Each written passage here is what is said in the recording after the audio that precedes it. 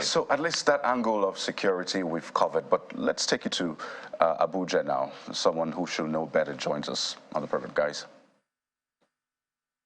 So that's Honorable Dachshund Bagos. He is a member representing Jos South and East Federal Constituency, also a member of the National Intelligence Committee in the House. Good morning. Thank you for coming on today.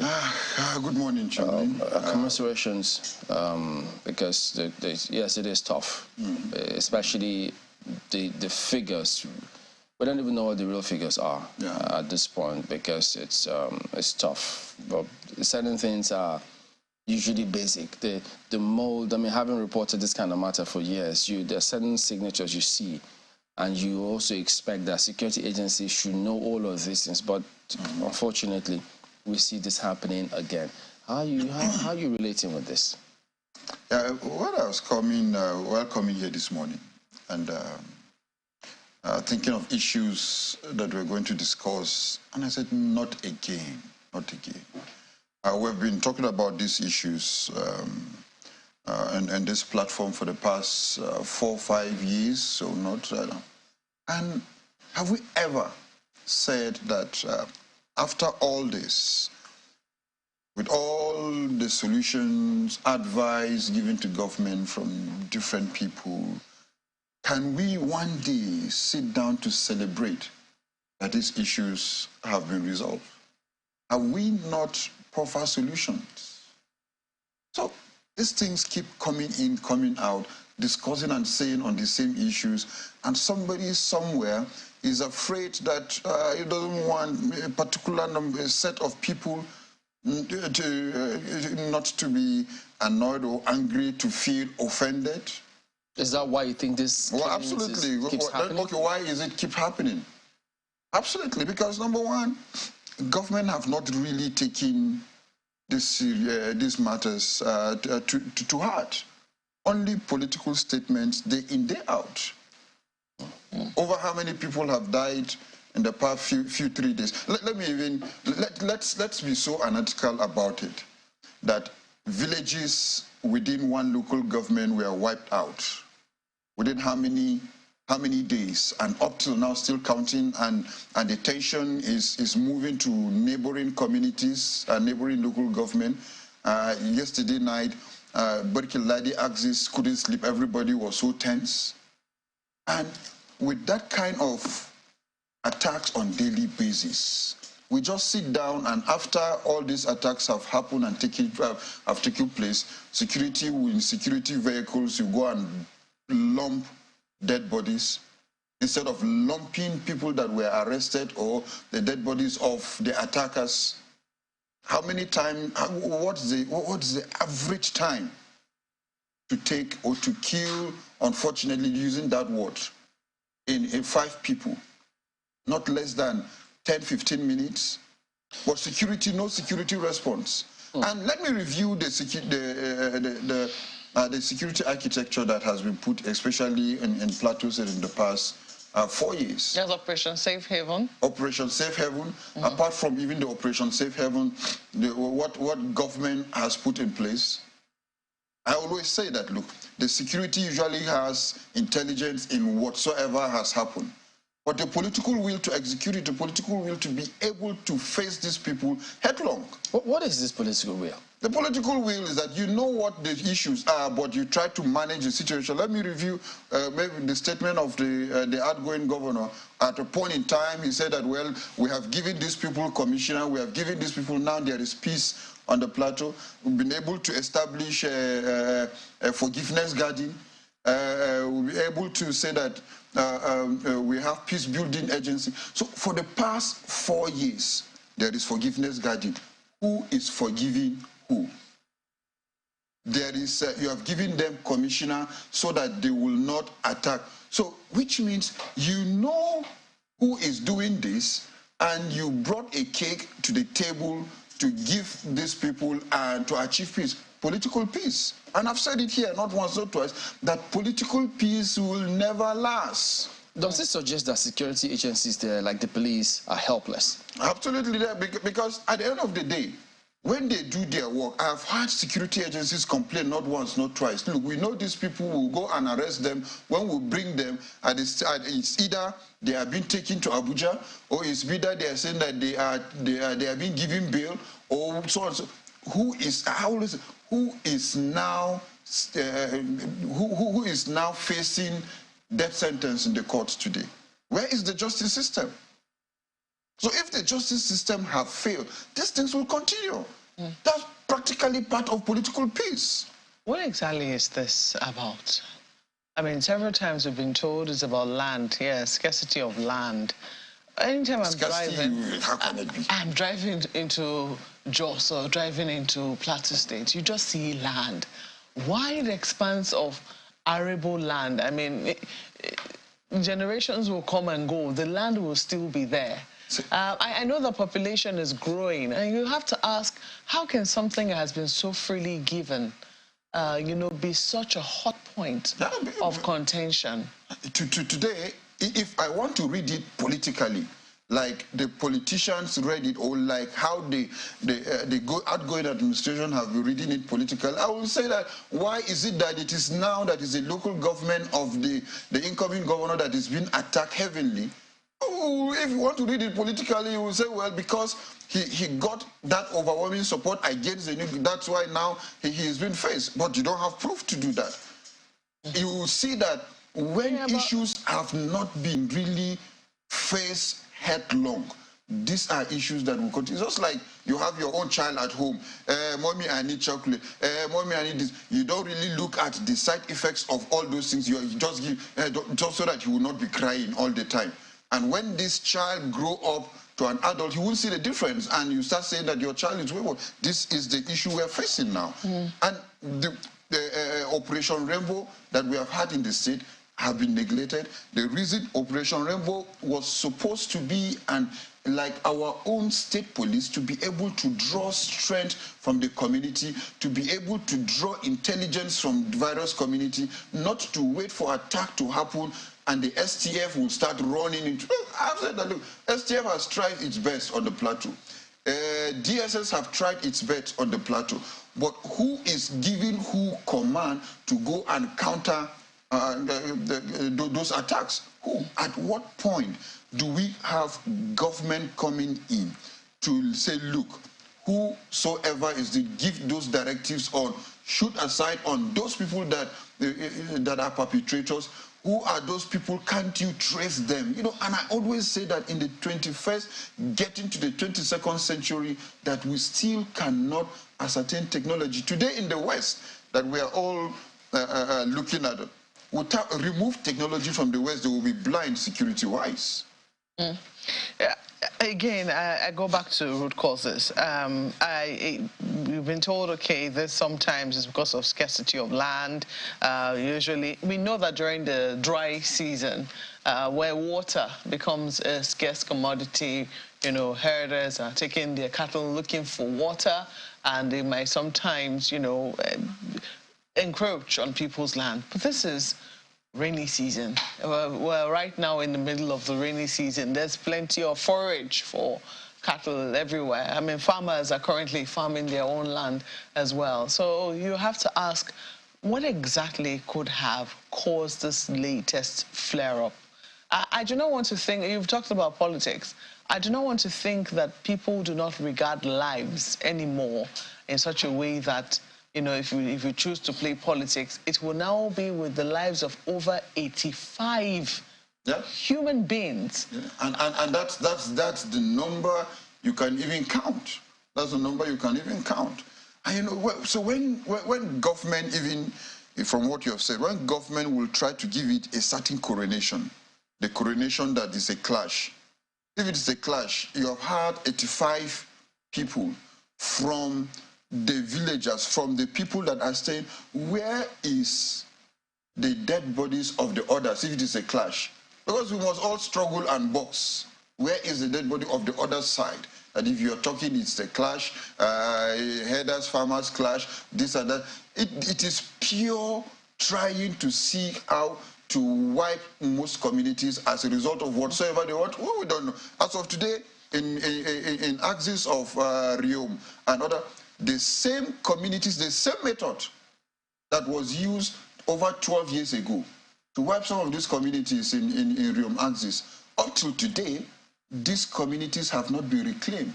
And some people are staying in that community unidentified, unreclaimed, and so on and so forth. Yeah, Riom is a local government you encounter just before you get to your south. Yeah, exactly. So, Yeah. so those are, just in my own local government, people were sitting down about 2-3 weeks ago, and they were raided with bullets from the mining site. So what will you now try to put the coronation of these issues? What assertion will you bring to play that this is truly what? There is no. Would you say this is attacks and counter-attacks? So I'm also looking at this this statement from the chairman of Miyetti Allah from Mongo local government area. His name is Yaya Bello. He said it is the people of Boai who attacked their own area. He said over 50 of his people were killed and houses burnt, while their cattle were rustled. So even if it's not a clash, do you think this is attack, then a revenge attack, and then a counter attack, and then on and on we have that? Today, you can clearly see the people that were killed from within those communities. It's unfortunate that if there is someone, I'm just reading, if it's unfortunate that if someone has made such a statement to ascertain and to give reasons for killing over 85 people, and you know his name, you know his position, and he's on the streets. He's supposed to have been called to answer if this is what you are claiming. Today, you can see those dead bodies. Where are the cows that he's claiming? Where are the dead bodies of his own people that he is claiming? Where are they? If today, but you can see one side, but it's unfortunate that I'm still trying to like put thoughts together that somebody can open his mouth to give reasons for the killings. Are you saying then that there has never been any counter-attack? Is that what you're saying? Counter-attack from who? Where was the attack and there is counter? If there is counter, which means someone did something and you are now countering. So where is it that there is a counter? Who did where that somebody is now countering? That is just my problem, that the coronation, we have been given this genocide. This ethnic cleansing is wrong. This we've from certain things that we see out there over time. For instance, if it has to do with, say, I mean, we know the time of NSAS, how government was really quick to trace the funds and rounded off certain people who they thought were culpable in these scenarios. If it were those who were, quote unquote, talking about secession, we've seen how government responds to some of these kind of things. So government has questions to answer about how they respond to these kind of matters, because we know how government can respond when they want to respond decisively. Exactly. So, but the second part of this is looking at the House, the National Assembly, for instance, where you are a member of. They recently passed this Police Act. We've looked at security agencies. Mr. Dekoya spoke about how he thought that the police, the counter-terrorism unit, not as it's supposed to be, perhaps funding is an issue. But having passed the Police Act, we still see these kind of things. It means it does suggest that it still doesn't solve the problem. So National Assembly going through all of that and coming up with that Police Act, what was intended? Let me tell you, even when the Police Act was, what part of what was included in the Police Act? Community policing. Community policing barely and merely in terms of intelligence gathering, and that I can say that, look, the issue of the community policing involving some of our people within policing, and you see them in those black community police uniform, has helped to some certain level, but they don't have the capacity. They don't have the capacity to counter what they see within their own community, and that was why we advocated for state police. State police, they will be able to carry arms. State police, they will be able to know who is within the community. State police, the state governor that is the chief security officer in court will now be on court to be the real, true chief security officer to give command. So those are issues that we have advocated that, look, within the nation, we are with the people. We know these issues. The way I can build a house, put a fence in my house, now I put a dog or those to be able to guard my house as an individual, put CCTV and do everything to make sure that my house is safe. Is the same thing if a state governor is being given the constitutional powers to guard his state. He will be able to procure, he will be able to ensure that his state is truly secured. Well, as we wind down on this, I mean, this government, we're just a few days away to the swearing in. He's spoken severally about unifying people, unifying the country. He wants to, I think he spoke about government of national unity, suggesting they want to hit the ground running and address a lot of problems as much as they can, as soon as they can as well. What would you like to see them do? How should they approach this when they come in? Has any politician's statement ever been different from 1999? That we will do this issue on certain security or not? The things are here. The first thing that I will be able to believe that this incoming administration will do different is that you set the ball rolling to ensure that the constitution is amended to have state police. That's when I will believe that. But any other political statement that has always been going through campaign periods are the same. In the meantime, there are no vigilante groups? Vigilante group, they are even the people that have been guarding our communities. If not, it could have been worse, Maupe. If not, it could have been worse. Couldn't we have expanded it? What has happened in the southwest now with Amotekun? Have you been hearing any of those issues here? Because everyone knows that if you dare to touch the southwest, you know that Amotekun is there. Since Falaye's daughter was it killed also, and other issues that the Southwest took the issue of insecurity to their own hands. Have you had any issue now in the Southwest? Because they know that the justice system is working there. That the regional police is working. They have all come together to, in as much as some are complaining that 1 or 2 governors are using it for their own police. But have you heard that people in large numbers that we are experiencing now in the North Central has happened? No. Why can't we do the same thing then in other areas, other regions? Well, depending on the governors, if they're united. You hear what has happened in the North Central when the governor of, outgoing governor of Benue State was shouting, when my former governor, Jang, was shouting, when people are saying that they are religious, they are ethnicical, but have you looked at the issues? But different governors in Plateau have faced the same challenge. Exactly, because number one, they don't even have any governor today that will tell you that I can face this in headlong, would not be saying the truth out of it. So it's beyond the governor. It's beyond every governor in this country, because no governor out of the 36 states have the real powers to address the issue of insecurity. No governor can give a commissioner of police they go ahead to execute any and to address any. No governor can command the general of STF within it. No governor can do that. Can the 10th Assembly take it upon themselves? Well, that is what we have been agitating, and I will continue the agitation. And that's why I say, when I will see the incoming president to do it different, and I will now have a real that, oh, we are now having, is to be able to start looking at the issue of state police. What about the humanitarian crisis that comes as a result of this? I mean, there's usually destruction, there's usually people left homeless, people are battered as a result of this sort of attacks. So are there any intervention? At least state governors can do something in that regard. Federal government, they have them. Intervention, you have them. At the end of the day, all these people, they have turned to IDPs.